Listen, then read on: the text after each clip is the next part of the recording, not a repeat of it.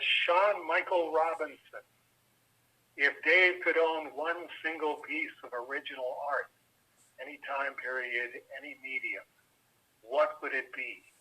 With the caveat that it can't be sold or viewed, taken outside of the off-White House. Sean Michael Robinson, part 2. For the sake of discussion, let's say it can be a grouping of original art instead. Say every page of a certain comic story, for instance, or a sculptural group, etc., etc. If I had to pick just one, the page that I would pick, and it's actually been in a couple of heritage auctions catalogs over the last couple of years, which made my heart sort of skip a beat going, it still exists. Somebody actually owns page 44 of Superman versus Muhammad Ali.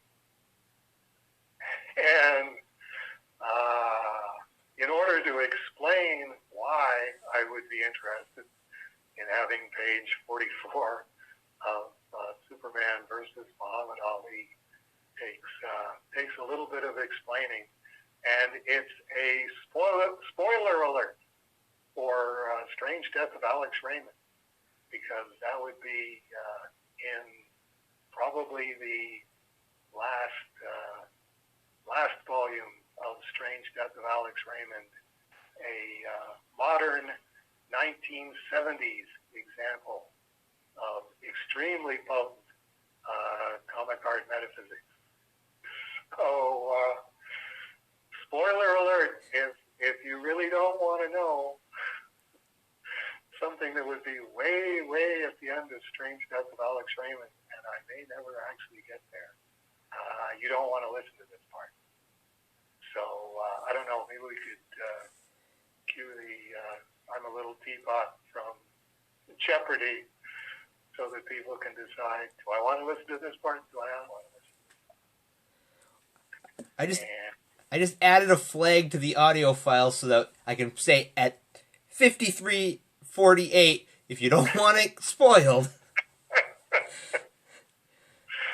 Okay, that's right. You can do that. We have the technology. Okay, so that having been said, what happened there? Like you have to understand. I think a lot of people have trouble understanding why did they do something called Superman versus Muhammad Ali? Where did that come from?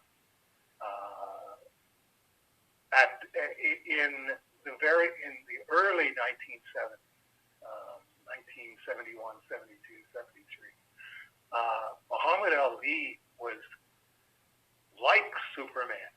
It was, can nobody beat this guy?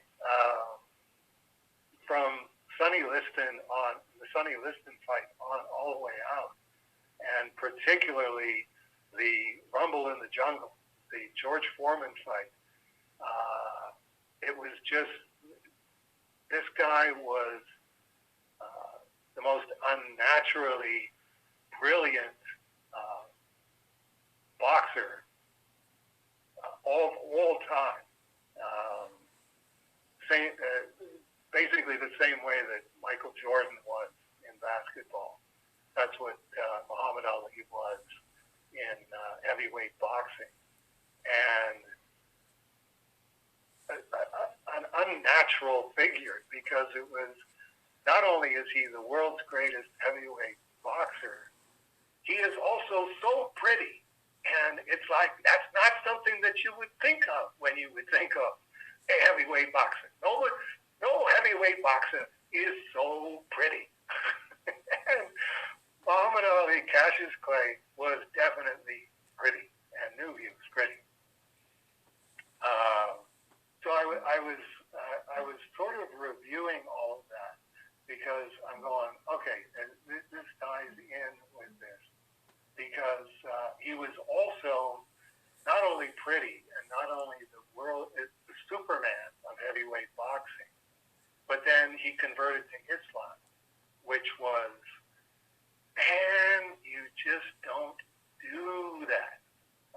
Particularly the brand of Islam, the nation of Islam, Louis Farrakhan sort of thing. And then calling yourself Muhammad Ali, which is like the name of the Prophet Muhammad, and Ali, who was supposed to be his designated successor if you were a Shiite Muslim, which isn't the way the thing went. The thing went with the Sunni side, which was the followers of Prophet Muhammad, not the relatives of Prophet Muhammad. So to call yourself Muhammad Ali and the greatest of all time was, I mean, talk about hubris. But at the same time, Muhammad Ali, definitely explaining himself to people, said, it ain't bragging if you can do it. And that was Muhammad Ali to a T as well. It's like he would just say, I'm going to drop the guy in the 6th round, and would drop the guy in the 6th round. It's like, you don't do that. Like, hubris does work, so you're just asking for trouble. So what's interesting is I don't really know the genesis of Superman versus Muhammad Ali. Somebody took it into their head to go, let's contact Muhammad Ali's people and see if they're interested in doing a Superman versus Muhammad Ali giant-size book for DC. And they were interested. I don't think Ali was ever interested personally, but at that time he had, a whole coterie of followers who went, no, this would be a really good thing to have the chance, in this book having a boxing match with Superman, because it's something that kids will dig, and particularly black kids, because it's like black kids really didn't have anything to identify with in Superman, so this would be great that Muhammad Ali would be in the Superman comic book. And it's one of those red flag comic art metaphysics kind of thing. Like, whoever came up with this, I think it was come up with at a much higher comic art metaphysics level than anybody's conscious mind. They thought they came up with it, but I think it was planted in their minds. And what was interesting was that obviously in signing an agreement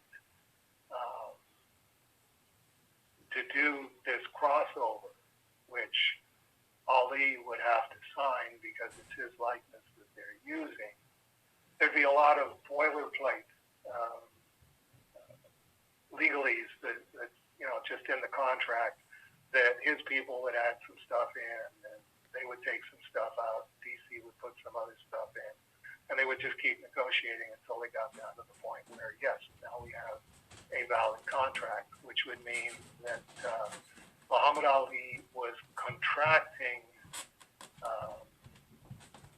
to have a two-dimensional comic book version of himself in this storyline, which is very potent comic art metaphysics, when your three-dimensional self signs an agreement to have a two-dimensional version of yourself, particularly drawn by Neil Adams, so it's going to be super realistic in this comic book. And on page 44, the robot that was supposed to referee the fight between Ali and the alien gets supplanted suddenly by Pallas Athena, the Greek goddess of wisdom, suddenly appears into this story out of nowhere to be the referee of this boxing match. And it's like, that's not something that you're going to notice, but Muhammad Ali, as a Muslim and as this apex Muslim, doesn't want to be signing a contract which gives Pallas Athena, a pagan goddess, jurisdiction over this boxing match that he's having with this alien. And it's like, your average person is going to look at that and go, yeah, what's the difference? It's a comic book. It's a comic book, but you're giving Pallas Athena jurisdiction in the comic book in 2 dimensions, which means you're giving Pallas Athena jurisdiction in 3 dimensions, 4 dimensions, 5 dimensions. I don't know. How many dimensions does Pallas Athena have? That's, there's a lot of goddesses of wisdom. And sure enough, that was right at the time that Ali lost his first fight and lost badly and got his jaw broken. I think it was, I had sort of lost interest in boxing at that point. It was either Jerry Quarry or Ken Norton, I think, who broke his jaw. And it's like, well, that's what happens when you give a pagan goddess jurisdiction over a devout monotheist. So the fact that that page exists, it's like, that's a very, very potent page. It's, if Muhammad Ali had not signed the contract for the Superman versus Muhammad Ali book, where would that have gone? Where he hadn't even come close to getting defeated. Everybody thought George Foreman was just going to take his head off. It's like, you shouldn't even be getting into the ring with this guy. This guy is going to kill you. And Muhammad Ali figured out how to beat Foreman, which was he just loosened the top turnbuckle on the ropes in the Rumble in the Jungle, and loosened the top rope enough so that when he leaned back against it, he was leaning out of the ring, and Foreman had to reach to get in at him, and was pummeling him pretty good. Like that was rope-a-dope. We just get his arms up and just block as many punches as he could, and tag Foreman a couple of times if he could. But what he was doing consciously was wearing him down, because you can't keep leaning that far in if you're a heavyweight, because you're knocking crap out of your upper body in a heavyweight fight. You don't want to do that. And he did that for however many rounds he did, and then just came off of the ropes and boom, boom, boom, boom, three or four major punches, and Foreman hit the canvas. It's like, well, okay, that's one of those things that sort of invites the upper levels to go, no, that's not really fair. I mean, you can loosen the turnbuckles. Both corners get a chance to look at the ring and say, no, the ring isn't up to snuff here. This rope is too loose. And Foreman's corner didn't do that, obviously. And Ali was pretty confident that they wouldn't do that. And consequently, that's the way he was able to beat him. So it was one of those, well, that's pretty cute. Here's an even cuter thing from even higher up in the echelons. Are you going to realize that you don't want to sign this contract? Oh, no, you didn't? Okay, well, you aren't going to be the Muhammad Ali that you were before you signed that contract for Superman versus Muhammad Ali. So there you go. Very, very long-winded answer as to why I would want page 44 of Superman versus Muhammad Ali, more or less as a cautionary note. It's like you better just be an obedient servant of God, because there are many, many plateaus between you and God where if you try and get cute, or you try and